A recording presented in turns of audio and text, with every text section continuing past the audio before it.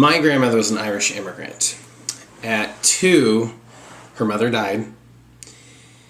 At around 3, her father left Ireland and he came to New York. He saw the Great Depression kind of coming, and he knew that it would be worse in Ireland than it was in America, so he decided to leave. And for about 4 years, my grandmother was raised by her grandfather. He was a very nice man, owned a hotel. They were a pretty well-to-do family. And at 7, they put her on a boat by herself. They gave her a sweater and they pinned a note to it, and it had her first and last name, her father's first and last name, where in New York she was going. There was supposed to be a Catholic priest that was supposed to kind of watch out for her, but she got seasick the first day and he kind of bailed, like, forget this. And so at 7, she crossed the Atlantic Ocean pretty much by herself and came to America. And America, it's supposed to be the land of opportunity, land of the free. And she found a very different America. She found an America where there were signs hanging in the windows where it read, "Now hiring, no Irish. Help wanted, no Irish need apply." And she couldn't understand, like, why was she being treated so differently?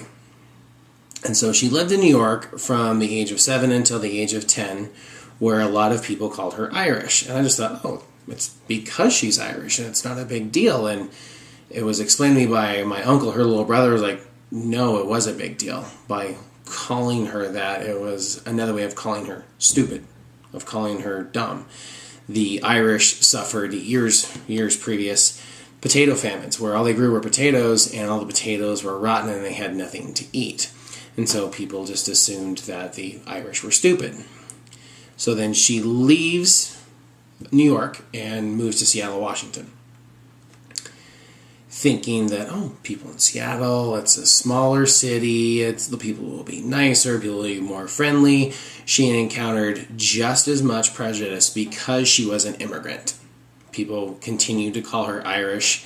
People would tease her all the time and basically think that she was stupid, when in actuality, she was a very intelligent woman. She was a very good student. She was a very good mom.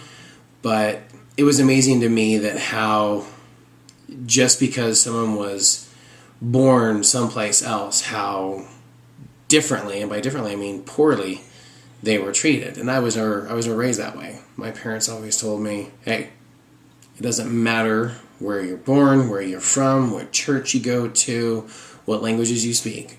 You treat all people with the same amount of respect because that's what they deserve and that's what you would expect in return from them. And it's amazing how some people just can't do that. And I actually have a picture of my grandmother here that I will show you. Very, very beautiful lady. So, this is my grandma, aka Bammy, because I couldn't say Grammy's a little kid. And yeah, Irish red hair and very, very white. She's allergic to the sun.